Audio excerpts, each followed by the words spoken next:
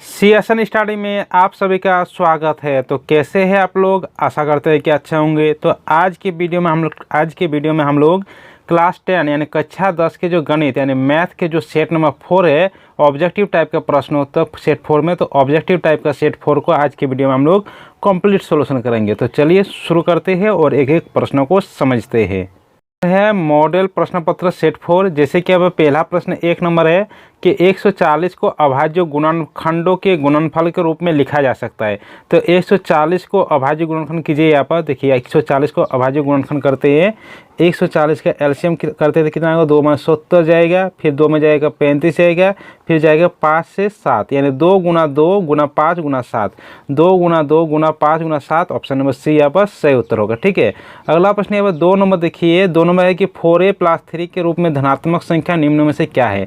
तो 4a + 3, तो plus वाला देखिए। ठीक है, प्लस वाला क्या है? प्लस वाला क्या है? 3 है। तो 3 क्या है? 3 एक विषम संख्या है, तो इसीलिए ये क्या होगा? विषम होगा। विषम यानी ऑप्शन नंबर बी यहाँ पर सही उत्तर है। अगला प्रश्न यहाँ पर 3 नंबर देखिए। 3 नंबर प्रश्न है कि कौन सी संख्या अपरिमेय है? पर अपरिमेय संख्या इसको कहेंगे जिसका वर्गमूल नहीं होता है। जैसे कि ऑप्शन ए है √9, तो √9 का 3 होगा, तो ये तो परिमेय हो जाएगा। √25 तो ये भी 5 हो जाएगा, ये तो अपरिमेय नहीं होगा, ये परिमेय होगा।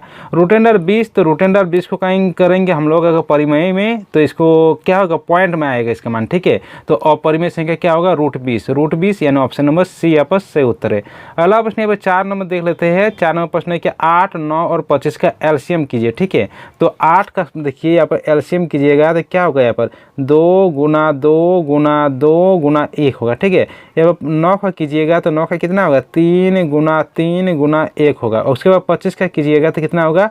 5 गुना 5 गुना 1। ठीक है, तो यहाँ पे एलसीएम निकालने के लिए कहा गया। ठीक है, तो एलसीएम निकालते हैं तो हम लोग क्या करते हैं? सभी को गुना कर देते हैं, और एचसीएफ करते हैं तो जो कॉमन रहता है उसको गुना करते हैं। तो एलसीएम, लेकिन एक चीज़ ध्यान रखिएगा, अगर कॉमन जैसे तीनों में कॉमन है 1, तो 1 को एक बार लगिए यहाँ पर। ठीक है, और सबको गुना कर देंगे तो यहाँ पर कितना होगा? 2 2 में 4, 4 3 में 12 होगा यहाँ पर। ठीक है, 2 2 में 4, 4 2 में 8 हो जाएगा, 8 हो जाएगा, 8 3 24 हो जाएगा। ठीक है, हो जाएगा, फिर 24 3 72 हो जाएगा, 72 हो जाएगा। फिर 72 और 5 को गुना करेंगे तो कितना होगा? यहाँ पर 5 2 में 10, 5 7 35 यानी 36।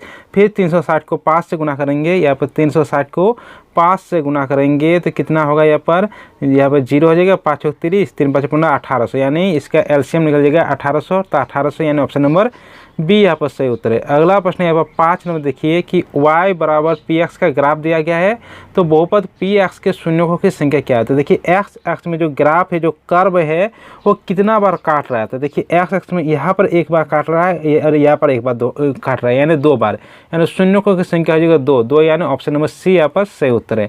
अगला प्रश्न आप देख लेते हैं। अगला प्रश्न क्या है? प्रश्न है कि द्विघात बहुपद ax² + bx + c है, तो शून्यों का गुणनफल होगा। तो शून्यों का गुणनफल क्या होता है? शून्यों का गुणनफल होता है c/a। ठीक है, c/a, शून्यों का गुणनफल c/a यानी ऑप्शन नंबर सी यहाँ पर सही उत्तर है। ठीक है, और शून्यों का गुणनफल क्या होता है? शून्यों का योगफल। ठीक है, शून्यों का योगफल होता है -b/a, और शून्यों का गुणनफल होता है c/a, तो उस अनुसार ऑप्शन नंबर सी यहाँ पर सही उत्तर हो जाएगा। अगला प्रश्न यहाँ पर 7 नंबर है कि यदि द्विघात बहुपद के शून्यों का योग 0 और गुणनफल √5 है तो द्विघात बहुपद होगा। ठीक है, तो देखिए यहाँ पर शून्यों का योग कितना दिया गया? 0। तो शून्यों का योग क्या फॉर्मूला होता है? -b/a बराबर 0 है, नीचे कुछ नहीं यानी 1 है। और शून्यों का गुणनफल क्या सूत्र होता है? c/a, और गुणनफल कितना दिया गया? √5/a, यानी यहाँ पर a बराबर 1 है, b बराबर यहाँ पर 0 है। देखिए यहाँ पर b बराबर 0 और c बराबर √5 है। ठीक है, a बराबर 1, b बराबर 0, c बराबर √5। ठीक है, a बराबर 1, b बराबर 0, c बराबर √5। और द्विघात बहुपद का सूत्र क्या होता है? ax² + bx + c। तो यहाँ पर मान बिठा दीजिए। a का मान कितना है? 1 x² प्लस बी का मान कितना है? 0 × x, सी का मान कितना है? √5, तो √5। तो यहाँ पर 1 × x² हो जाएगा, 0 × x यहाँ पर 0 ही हो जाएगा, तो ये तो 0 तो छोड़ ही देते, तो x यहाँ पर √5। ठीक है, यानी x² + √5 यानी ऑप्शन नंबर बी यहाँ पर सही उत्तर है। अगला प्रश्न देख लेते हैं। अगला प्रश्न यहाँ पर 8 नंबर है कि रेखाएं 2x + 3y = 5 है और 4x + 6y = 15 है, तो ये क्या है? कौन सा हल है? तो देखिए यहाँ पर सबसे पहले a1 / a2 निकालिए। तो देखिए यहाँ पर a1 कितना है? 2 है, तो 2 / A2 कितना है 4, तो 2 में 4, 1/2 हो जाएगा। फिर B1 बटा B2 निकाले, ठीक है। तो यहाँ पर B1 कितना है 3 है, तो 3 है, और B2 कितना है 6, तो 3 2 में 6, यहाँ पर 1/2 निकल जाएगा। और फिर निकालते C1 बटा C2, तो C1 देखिए इधर +5 में है तो उधर -5 हो जाएगा, तो -5 हो जाएगा। C2 है इधर +15 में है, उधर तो -15 हो जाएगा, तो यहाँ पर माइनस कर जाएगा, 5 3 15, यानी C1 बटा C2 आया 1/3।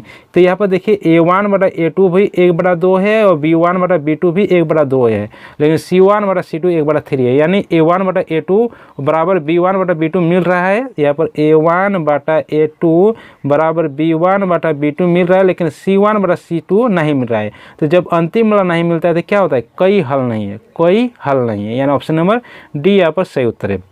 ठीक है, अगला प्रश्न पर 9 नंबर है। 9 नंबर प्रश्न है कि समीकरण युग्म x प्लस वाई बराबर 9 तथा और x माइनस वाई का हल क्या होगा। तो यहाँ पर x और y का मान निकालने के लिए कहा गया, लेकिन यहाँ पर प्रश्न देखिए यहाँ पर अधूरा है। यहाँ पर ये होना चाहिए था x प्लस वाई बराबर 9 और x माइनस वाई बराबर यहाँ पर 1 होना चाहिए था, तब ये इसका आंसर हो जाता है। जैसे कि x प्लस वाई बराबर 9, यानी दोनों मिलाकर x और y दोनों मिलाकर यहाँ पर 9 होना चाहिए। ठीक है, तो सभी ऑप्शन को देखिए यहाँ पर 5 और 4 9, इसी में 9 आ रहा है और किसी में 9 आ रहा है, यहाँ पर किसी में भी 9 नहीं आ रहा है। अब 5 में 4 जाएगा तो 1 होगा, तो इसमें भी यहाँ पर संबंध को पूरा कर रहा है, यानी 5 और 4 होगा। ऑप्शन नंबर ए यहाँ पर सही उत्तर हो जाएगा। अगला प्रश्न यहाँ पर 10 नंबर है। प्रश्न है कि समीकरण युग्म 4x प्लस py प्लस 8 बराबर 0 और 2x प्लस 2y प्लस 2 बराबर 0 के एक अद्वितीय हल की स्थिति में p का मान बराबर नहीं होगा। ठीक है, तो यहाँ पर कीजिएगा क्या कि अद्वितीय हल है, तो अद्वितीय हल में क्या होता है, a1 divide a2 is not b1 divide b2 होता है। ठीक है, तो यहाँ पर देखिए a1 कितना है 4 है, a2 कितना है यहाँ पर 2 है, इज नॉट b1 कितना है यहाँ पर p है, और b2 है यहाँ पर 2 है। ठीक है, तो यहाँ पर 2 2 में 4 हो जाएगा, और इधर ऊपर नीचे क्या कितना होता है गुना, तो 2 गुना 2 4 हो जाएगा, यानी p बराबर p इज नॉट 4, यानी p का मान 4 नहीं होगा, p का मान यहाँ पर 4 नहीं होगा, यानी ऑप्शन नंबर बी यहाँ पर सही उत्तर है। अगला प्रश्न अब 11 नंबर देख लेते हैं कि द्विघात समीकरण ax² plus bx plus c बराबर 0 को हल करने की विधि क्या है। तो देखिए ऑप्शन ए देखिए गुणनखंड विधि, तो इससे भी मान निकालते हैं, पूर्ण वर्ग विधि इससे भी निकालते हैं, द्विघाती सूत्र इससे भी निकालते हैं, यानी उपयुक्त सभी। ऑप्शन नंबर डी यहाँ पर सही उत्तर हो जाएगा। ठीक है, अगला प्रश्न यहाँ पर 12 नंबर है कि समीकरण 3x² माइनस 2x प्लस 1/3 0 के बराबर 0 के विभक्तर का मान ज्ञात कीजिए, यानी डी का मान निकालने को कहा गया। ठीक है, तो यहाँ पर ए बराबर कितना है 3 है, और बी बराबर यहाँ क्या कितना है -2 है, और सी बराबर यहाँ पर कितना है 1/3 है। ठीक है, डी बराबर क्या फॉर्मूला होता है, b² माइनस 4ac। तो देखिए b का मान कितना है, यहाँ पर b का मान है यहाँ पर -2 स्क्वायर माइनस 4 इंटू ए कितना है 3 और c है 1/3, तो 3 3 काट जाएगा, यहाँ पर -2 स्क्वायर यानी 4 और -4, यानी 4 - 4 कितना होगा 0, यानी ऑप्शन नंबर ए यहाँ पर सही उत्तर हो जाएगा। ठीक है, अब अगला प्रश्न देख लेते हैं 13 नंबर। प्रश्न है कि ax² plus bx plus c बराबर 0 है, तो दो भिन्न वास्तविक मूल्य होंगे। ठीक है, दो भिन्न वास्तविक मूल्य कहा गया। ठीक है, तो दो भिन्न वास्तविक मूल्य कब इसमें होता है, जब b² माइनस 4ac 0 से जब बड़ा होता है, तो 0 से जब बड़ा होता है, यानी ऑप्शन नंबर सी यहाँ पर सही उत्तर है। अगला प्रश्न 14 नंबर है। प्रश्न है कि द्विघाती सूत्र क्या है, तो द्विघाती सूत्र कौन वाला होता है, यहाँ पर देखिए ऑप्शन ए वाला होता है, ये होता है -b plus minus √b² minus 4ac बटा 2a, यानी ऑप्शन ए वाला। यहाँ पर ध्यान दीजिएगा, देखिए सब में हूबहू एक जैसा है, लेकिन यहाँ पर ध्यान दीजिएगा इसी में -b plus minus √b² minus 4ac बटा 2a होता है, नहीं तो 1 नंबर चला जाएगा आप लोगों का यहाँ पर। ठीक है, अगला प्रश्न 15 नंबर कि AP यहाँ पर 2a 26 है, तो a का मान ज्ञात कीजिए। तो देखिए सार्व अंतर हमेशा बराबर होता है, तो यहाँ पर क्या होगा a-2, सार्व अंतर क्या होता है, अंतिम पद माइनस पहला पद। तो देखिए यहाँ पर अगर a वाला लेंगे तो अंतिम पद यहाँ पर a हो जाएगा, तो a-2, फिर अगला वाला जब है तो अंतिम पद कितना हो जाएगा 26 माइनस a। इसको सॉल्व कीजिए तो a इधर -a है तो इधर +a हो जाएगा, इधर 26 इधर -2 है तो इधर +2 हो जाएगा, तो इधर a 2a होगा, और 26 और 2 को जोड़ेंगे तो कितना होगा 28, और 2 14 में 28। ठीक है, तो a बराबर आ जाएगा यहाँ पर, a बराबर यहाँ पर आ जाएगा 14, यानी ऑप्शन नंबर बी यहाँ पर सही उत्तर है। अगला प्रश्न देखिए 16 नंबर कि a बराबर 7 दिया है, d बराबर 3, n बराबर 8, तो a n का मान क्या होगा। तो a n बराबर क्या फॉर्मूला होता है, a plus n minus 1 into D. ठीक है, तो यहाँ पर a का मान कितना है 7, n का मान यहाँ पर कितना है 8 माइनस 1 और d का मान कितना है 3 दिया गया। ठीक है, तो 7 यहाँ पर 8 में 1 जाएगा तो 7 गुना 3, तो यहाँ पर हो जाएगा 7 और 3 7 21, 21 और 7 कितना हो जाएगा 28, 28 यानी ऑप्शन नंबर सी यहाँ पर सही उत्तर हो जाएगा। ठीक है, अगला प्रश्न आप देख लेते हैं। अगला प्रश्न 17 नंबर है। प्रश्न है कि 1/2 प्लस 1/3 प्लस 1/6 में 90 पद का योग क्या होगा। ठीक है, तो यहाँ पर देखिए इसको थोड़ा ऊपर कर लेते हैं सबसे पहले। ठीक है, यहाँ पर देखिए यहाँ पर a बराबर कितना है 1/2 दिया गया है, d बराबर क्या हो जाएगा 1/3 माइनस 1/2, तो इसको अगर हल करेंगे तो 2 माइनस 3 यहाँ पर हो जाएगा माइनस 1/6 हो जाएगा, माइनस 1/6। ठीक है, और n बराबर 9 पदों का योग, तो n बराबर 9 दिया गया है। यहाँ पर 9 पदों का योग निकालने बोला गया, तो Sn बराबर क्या होता है n/2, यहाँ पर 2a n minus 1 into D होता है। ठीक है, तो यहाँ पर n होता है तो n/2, तो n कितना था 9/2, यहाँ पर 2a डायरेक्ट कर देते हैं, जगह नहीं है 2a, तो 2 इंटू 1/2 होगा। देखिए यहाँ पर 2 इंटू 1/2 होगा, यहाँ पर एक सेकेंड 2 इंटू 1/2 होगा, 2 कट जाएगा तो यहाँ पर कितना बचेगा 1, यहाँ पर n माइनस 1, n कितना है 9, तो 9 में 1 जगह 8 इंटू डी कितना था माइनस 1/6, इसको काटेंगे तो 2 4 8 और 2 3 6। ठीक है, इसको आगे करेंगे कहाँ यहाँ करते। ठीक है, 9/2, यहाँ पर 9/2 था, यहाँ पर 1 माइनस यहाँ पर कितना है यहाँ पर माइनस 4/3 आया। ठीक है, यहाँ पर माइनस 4/3 है, इसको फ्रेश करते हैं। देखिए कितना आया था हम लोग का लास्ट में 9/2 और 1 माइनस 4/3 था, इसको करेंगे आगे तो 9/2 यहाँ पर कितना हो जाएगा इंटू यहाँ पर हो जाएगा माइनस 1/3, तो 3 तिरखे 9। ठीक है, यानी माइनस 3/2, माइनस 3/2 कौन सा ऑप्शन में है, तो ऑप्शन नंबर ए यहाँ पर सही उत्तर हो जाएगा। ठीक है, अगला प्रश्न 18 नंबर है। प्रश्न है कि ए त्रिभुज ABC में DE समांतर BC है, तो AD का मान ज्ञात कीजिए।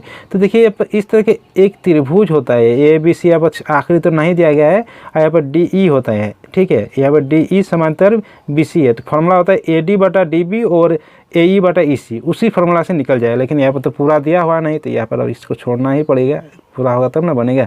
अगला प्रश्न 19 नंबर है कि एक समबाहु त्रिभुज की भुजा 2 है, तो उसकी ऊंचाई याद कीजिए। तो समबाहु त्रिभुज देखिए, ठीक है, समबाहु त्रिभुज के तीनों भुजा समान है, तो तीनों भुजा 2a यहाँ पर भी 2 है और इसकी ऊंचाई यहाँ पर निकालने कहा गया। ठीक है, तो यहाँ पर क्या बनता है, यहाँ पर समकोण बनता है। एक फॉर्मूला आप लोग जानते हैं कि कर्ण स्क्वायर बराबर लंब स्क्वायर प्लस आधार स्क्वायर, तो इसकी ऊंचाई निकालने बोला गया। ठीक है, इसको तो ये पूरा है 2a, तो ये कितना आधा कितना हो जाएगा a हो जाएगा, e वाला ए हो जाएगा, तो ये वाला निकालना है, तो क्या होता है कर्ण स्क्वायर यानी रूटेंडर यहाँ पर 2a का होल स्क्वायर माइनस ए वाला कितना है a स्क्वायर। ठीक है, तो यहाँ पर 2 2 में 4a square minus a square, तो 4a स्क्वायर में a स्क्वायर कितना होगा रूटेंडर 3a स्क्वायर। ठीक है, तो यहाँ पर रूटेंडर 3 और a का वर्गमूल होगा a, यानी रूटेंडर 3a, तो रूटेंडर 3a कौन से ऑप्शन में a√3, देखिए ऑप्शन नंबर बी यहाँ पर सही उत्तर हो जाएगा। अगला प्रश्न यहाँ पर 20 नंबर है। प्रश्न है कि किसी त्रिभुज में कर्ण स्क्वायर बराबर लंब स्क्वायर प्लस आधार स्क्वायर होता है, तो कौन सा त्रिभुज में समकोण त्रिभुज में कर्ण स्क्वायर बराबर लंब स्क्वायर प्लस आधार स्क्वायर होता है। ठीक है, तो ऑप्शन नंबर ए यहाँ पर सही उत्तर हो जाएगा। अगला प्रश्न यहाँ पर है 21 नंबर। 21 नंबर प्रश्न है कि एक्स अक्ष पर वाई का निर्देशांक हमेशा होता है। देखिए यहाँ पर इस तरह का होता है, इधर होता है एक्स अक्ष और इधर होता है वाई अक्ष। ठीक है, इधर वाई अक्ष यानी वाई का मान माइनस में आता है, इधर एक्स का मान माइनस में आता है। ठीक है, तो यहाँ पर बोल रहा है कि एक्स अक्ष पर वाई का निर्देशांक, तो एक्स अक्ष में देखिए वाई का इसमें हमेशा एक्स का मान ही निकलेगा और वाई का मान इसमें 0 आ जाएगा, क्योंकि यहाँ पर इस बिंदु पर देखिए 0, तो वाई का मान इसमें आ जाएगा 0। ठीक है, तो वाई का निर्देशांक 0 हो जाएगा, ऑप्शन नंबर ए यहाँ पर सही उत्तर हो जाएगा। अगला प्रश्न देख लेते हैं। 22 नंबर प्रश्न है कि बिंदु 2 - 4 और 4 - 2 के मिलाने वाले रेखाखंड का मध्य बिंदु क्या होगा। तो मध्य बिंदु क्या करते हैं कि फर्स्ट वाला के जोड़ के देते हैं और आधा, यानी 2 और +4 2 + 4 उसका आधा कर देंगे, यहाँ पर -4 जोड़ -2 बटा आधा कर देंगे, तो 2 और 4 यह जगह 6 हो जाएगा, यहाँ -4 और -2 हो जाएगा -6/2। ठीक है, यहाँ पर 2 2 में 2 3 6, यहाँ पर 2 3 6, यानी कितना मान आया 3 और -3, 3 और -3 देखिए कौन सा ऑप्शन में है, ऑप्शन नंबर सी यहाँ पर सही उत्तर होगा। ठीक है, अगला प्रश्न देख लेते हैं 23 नंबर प्रश्न की tan 45 डिग्री का मान कितना होगा। ठीक है, तो tan 45 का मान होता है एक यानी ऑप्शन नंबर सी यहाँ पर सही उत्तर हो जाएगा। अगला प्रश्न 24 नंबर देखिए, 24 नंबर प्रश्न है कि tan 65 डिवाइड cot 25 का मान कितना होगा। तो tan 65 है ऊपर में, तो उसको हम लोग कर सकते हैं tan 90 में से अगर हम 25 को हटा देंगे तो 65 हो जाएगा। डिवाइड है यहाँ पर cot 25। ठीक है, और tan 90 माइनस थीटा क्या होता है, cot थीटा यानी cot 25 डिग्री, और नीचे भी cot 25 डिग्री, नीचे भी cot 25 डिग्री, दोनों काट देंगे कितना होगा, एक होगा, एक मान हो जाएगा एक, यानी ऑप्शन नंबर बी यहाँ पर सही उत्तर होगा। ठीक है, अगला प्रश्न देख लेते हैं 25 नंबर प्रश्न है कि 2 cos 3 थीटा बराबर 1 है तो थीटा का मान। तो इसको क्या कीजिए, इसको cos 3 थीटा है ना, cos 3 थीटा बराबर 1 है और 2 को यहाँ पर नीचे ला दीजिए, तो क्या हो जाएगा यहाँ पर cos 3 थीटा और cos कितना डिग्री का मान 1/2 होता है, cos 60 डिग्री का। ठीक है, cos 60 का, तो cos 60 यहाँ पर cos काट जाएगा तो 3 थीटा बराबर 60 डिग्री, तो 3×60 यानी थीटा बराबर आ जाएगा 20 डिग्री। ठीक है, थीटा बराबर 20 डिग्री यानी ऑप्शन नंबर डी यहाँ पर सही उत्तर हो जाएगा। अगला प्रश्न देख लेते हैं 26 नंबर प्रश्न है कि यदि त्रिभुज एबीसी में जिसका कोण 20 समकोण है, भुजा ए बी 5 सेंटीमीटर है और ए सी भी 30 डिग्री है, तो भुजा ए सी का मान ज्ञात कीजिए। देखिए यहाँ पर एक समकोण त्रिभुज दिया गया है ए बी सी, यहाँ पर बी कितना है, समकोण है, यहाँ पर ए बी दिया गया 5 सेंटीमीटर और यहाँ पर ए सी बी दिया गया 30 डिग्री।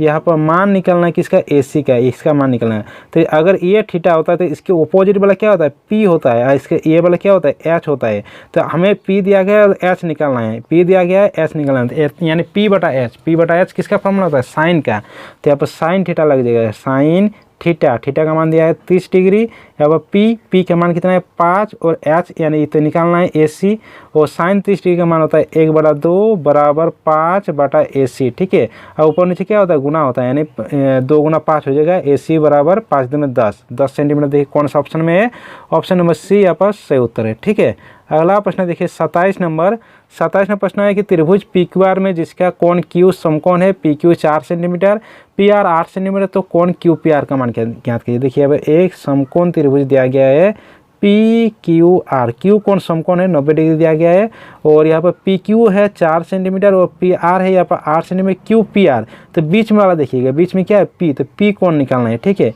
P कोण निकालना है, तो यहाँ पर ऑपोजिट होता है P होता है, सामने वाला यहाँ पर B होता है, ये H होता है, तो B और H में संबंध निकालना है। तो B/H किस में फॉर्मूला होता है, cos थीटा में, तो cos थीटा यानी P यहाँ पर मान लेते हैं, B है यहाँ पर 4 और H यहाँ पर 8। ठीक है, 4 2 में 8 यानी 1/2, तो cos P, cos कितना डिग्री का मान 1/2 होता है, cos 60 डिग्री का, तो cos 60 डिग्री, यहाँ पर cos का कट जाएगा तो P बराबर 60 डिग्री, यानी 60 डिग्री यानी ऑप्शन नंबर सी यहाँ पर सही उत्तर हो जाएगा। ठीक है, अगला प्रश्न यहाँ पर 28 नंबर प्रश्न है कि वृत्त के किसी बिंदु पर स्पर्श बिंदु से जाने वाले त्रिज्या पर क्या होती। देखिए यहाँ पर इसको एक वृत्त है इस तरह का, इस वृत्त में क्या बोल रहा है कि स्पर्श बिंदु, यहाँ पर स्पर्श बिंदु है, इस बिंदु से एक स्पर्श रेखा जा रहा है और वृत्त की त्रिज्या यहाँ पर है, तो इस स्पर्श बिंदु पर क्या बनाता है, यहाँ पर लंब बनाता है, यहाँ पर 90 डिग्री बनाता है, तो लंब बनाता है, यानी ऑप्शन नंबर सी यहाँ पर सही उत्तर हो जाएगा। ठीक है, अगला प्रश्न 29 नंबर देखिए कि वृत्त के व्यास के सिरे पर खींची गई स्पर्श रेखा में क्या संबंध है।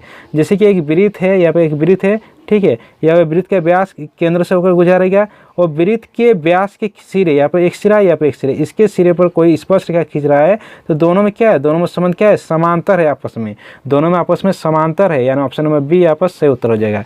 ठीक है, अगला प्रश्न 30 नंबर है, 30 नंबर प्रश्न देख लीजिए। 30 नंबर प्रश्न है कि दी गई आकृति में OP 5 सेंटीमीटर, यहाँ पर देखिए OP 5 सेंटीमीटर दिया गया है, यहाँ पर एक सेकेंड इसको थोड़ा ये कर लेते हैं, एक सेकेंड, ये यहाँ पर OP है, यहाँ पर 5 सेंटीमीटर, OP देखिए O से P 5 सेंटीमीटर दिया गया है, PA यहाँ पर 4 सेंटीमीटर है और OA इसकी लंबाई निकालना है, त्रिज्या। तो यहाँ पर देखिए, यहाँ पर तो समकोण बनाता है, अभी देखिए तो ये क्या होगा, समकोण को ऑपोजिट वाला कर्ण होता है, सामने वाला लंब, ये आधार, तो क्या फॉर्मूला होता है, कर्ण स्क्वायर बराबर लंब स्क्वायर प्लस आधार स्क्वायर। तो उस तरह से यहाँ पर आधार निकल जाएगा, यानी त्रिज्या बराबर हो जाएगा √10 5 स्क्वायर माइनस 4 स्क्वायर, यानी 5 × 5 = 25 माइनस 16, 25 माइनस 16 कितना आ जाएगा 9, 25 में 16 जाएगा तो हाँ 9 होगा, और 9 का वर्गमूल कितना होगा 3 सेंटीमीटर, यानी 3 सेंटीमीटर, यानी ऑप्शन नंबर सी यहाँ पर सही उत्तर है। ठीक है, अगला प्रश्न देख लेते हैं 31 नंबर। 31 नंबर प्रश्न है कि वृत्त में 2 त्रिज्याएं एवं उनके संगत चाप से घिरे क्षेत्र को क्या कहते हैं। जैसे कि एक वृत्त है यहाँ पर, और वृत्त में 2 त्रिज्या है, देखिए इस तरह का एक त्रिज्या है, एक इस तरह का एक त्रिज्या यहाँ पर चाप है। तो इस भाग को क्या कहते हैं, इस भाग को पूरा क्या कहते हैं, त्रिज्याखंड कहते हैं, क्योंकि त्रिज्या का खंड है, त्रिज्या के द्वारा बन रहा है, तो इसलिए इसको त्रिज्याखंड बोला जाता है, यानी ऑप्शन नंबर बी यहाँ पर सही उत्तर है। अगला प्रश्न यहाँ पर 32 नंबर है कि एक घड़ी की मिनट की सुई द्वारा 5 मिनट में बनाया गया कोण। ठीक है, जैसे कि यहाँ पर एक घड़ी है, यहाँ पर एक घड़ी है, ठीक है, और इस घड़ी में 5 बज रहा है, इस घड़ी में यहाँ पर 5 बज रहा है, तो 5 मिनट में घड़ी की सुई में कितना डिग्री का कोण बनाता है। तो जैसे कि हम लोग जानते हैं कि वृत्त के कोण में 360 डिग्री का कोण बनाता है। ठीक है, अब पूरा वृत्त को एक बार पूरा चक्कर चलाने में कितना समय लगेगा, 1 घंटा। 1 घंटा यानी 60 मिनट। 60 मिनट में कितना डिग्री कोण बना रहा है, यहाँ पर 360 डिग्री कोण का कोण बना रहा है। 0 0 कट जाएगा, 6 6 36, यानी 1 मिनट में 6 डिग्री, तो 5 मिनट में यहाँ पर हो जाएगा, 5 मिनट में कितना होगा, 5 गुना 6 डिग्री, यानी 5 6 30 डिग्री, 5 6 30 डिग्री, यानी ऑप्शन नंबर ए यहाँ पर सही उत्तर है। ठीक है, अगला प्रश्न यहाँ पर देखिए ऊपर चला गया, यहाँ पर 32 नंबर है, 33 नंबर है, 32 नंबर तो देख ले। 33 नंबर की 2 वृत्त की त्रिज्या क्रमशः 19 सेंटीमीटर और 9 सेंटीमीटर है, उस वृत्त की त्रिज्या क्या होगी जिसकी परिधि इन दोनों वृत्तों की परिधियों की योगफल क्या होता है। तो वृत्त का परिधि क्या होता है, 2 पाई आर और बराबर 2 पाई इन दो वृत्तों की परिधि का योग, यानी R1 प्लस R2, यानी R1 है 19 और R2 है यहाँ पर 9। ठीक है, यहाँ पर 2 पाई कट जाएगा, R बराबर कितना होगा, 19 और 9 को जोड़ेंगे तो कितना होगा, 28 हो जाएगा, यानी 28 सेंटीमीटर निकल जाएगा, 28 सेंटीमीटर, यानी ऑप्शन नंबर बी यहाँ पर सही उत्तर है। अगला प्रश्न 34 नंबर है कि R त्रिज्या वाले अर्धगोलक आयतन, तो अर्धगोलक आयतन क्या होता है, 2/3 pi R Q, 2/3 pi R Q, यानी ऑप्शन नंबर ए यहाँ पर सही उत्तर है। अगला प्रश्न देख लेते हैं 35 नंबर प्रश्न है कि एक शंकु की ऊंचाई 12 सेंटीमीटर तथा इसके आधार का व्यास 10 सेंटीमीटर, शंकु की तिर्यक ऊंचाई, यानी यहाँ पर h बराबर दिया गया है कितना, 12, यहाँ पर व्यास है 10, तो त्रिज्या कितना हो जाएगा, आधा हो जाएगा 5 हो जाएगा, शंकु की तिर्यक ऊंचाई यानी l निकालने कहा गया है। तो l बराबर होता है √h² प्लस r²। ठीक है, तो यहाँ पर h कितना है, h यहाँ पर है 12² प्लस 5²। ठीक है, तो यहाँ पर 12 12 कितना होगा, 144 हो जाएगा, 5 5 25 हो जाएगा, दोनों को जोड़ेंगे तो 169, और 169 किसका वर्गमूल होता है, 13 का, यानी 13 सेंटीमीटर, यानी ऑप्शन नंबर ए यहाँ पर सही उत्तर है। ठीक है, अगला प्रश्न देखिए 36 नंबर है कि यदि घन की एक भुजा a सेंटीमीटर तो विकर्ण की लंबाई क्या होगी। तो विकर्ण बराबर क्या होता है, l² plus b² plus h²। तो घन की तो सभी भुजा बराबर होती है, तो इसीलिए a² प्लस a² यहाँ पर प्लस होगा, गुना नहीं होगा, प्लस a²। ठीक है, तो क्या होगा, √3a², तो यहाँ पर √3 और a यहाँ पर बाहर निकल जाएगा, यानी √3a। ठीक है, यहाँ पर √3a वहाँ पर ए अंदर में नहीं होता है, ये बाहर में होता है, यहाँ पर हो गया इस तरह का, ये होता है √3a, यानी ऑप्शन बी उस अनुसार हो जाएगा। अगला प्रश्न 37 नंबर है कि 3 माध्यक बराबर बहुलक प्लस 2 माध्य होता है, तो यहाँ पर डैश में क्या होगा, 2, यानी ऑप्शन नंबर बी यहाँ पर सही उत्तर है। अगला प्रश्न 38 नंबर की वर्ग अंतराल एवं संचय बारंबारता के बीच खींचे गए आलेख को क्या कहते हैं, तो त्वरण कहते हैं, ऑप्शन नंबर डी यहाँ पर सही उत्तर है। अगला प्रश्न 39 है कि एक पासे को फेंका जाता है तो 4 से अधिक आने की प्रायिकता। पासे, तो पासे में कितना होता है, 6 संख्या होता है, एक पासे को अगर उछालेंगे तो क्या उठ सकता है। जैसे आप लोग पासे अगर कोई नहीं देखे होंगे तो लूडो तो देखे होते हैं, जो लूडो का गोली होता है उसी तरह का होता है, उसमें 6 आता है, 1 2 3 4 5 6। ठीक है, तो यहाँ पर बोल रहा है कि 4 से अधिक आने की प्रायिकता, तो 4 से अधिक कितना, 5 और 6, तो कितना है, 2 संख्या है, और नीचे कितना है, कुल संख्या, तो कुल संख्या कितना है, 6, तो यानी 2 3 6, यानी 1/3 इसकी प्रायिकता हो जाएगी 1/3, यानी ऑप्शन नंबर बी यहाँ पर सही उत्तर है। अगला प्रश्न 40 नंबर है, प्रश्न है कि किसी खेल के प्रारंभ करने से पहले सिक्कों को उछालने पर एक न्यायसंगत विधि माना जाता है, तो क्या न्यायसंगत विधि माना जाता है, संप्रायिक, यानी ऑप्शन नंबर सी यहाँ पर सही उत्तर है। ठीक है, तो चलिए आप लोगों का 40 का 40 कंप्लीट सॉल्यूशन इस वीडियो में हो चुका है। तो चलिए सभी दोस्तों के साथ इस वीडियो को शेयर कर दीजिए, वीडियो को लाइक कर दीजिए, इस चैनल में कोई नए है तो चैनल को क्या कीजिए, सब्सक्राइब कर दीजिए, और साथ में बेल आइकन को प्रेस कर दीजिए। चलिए मिलते हैं अगले वीडियो के साथ।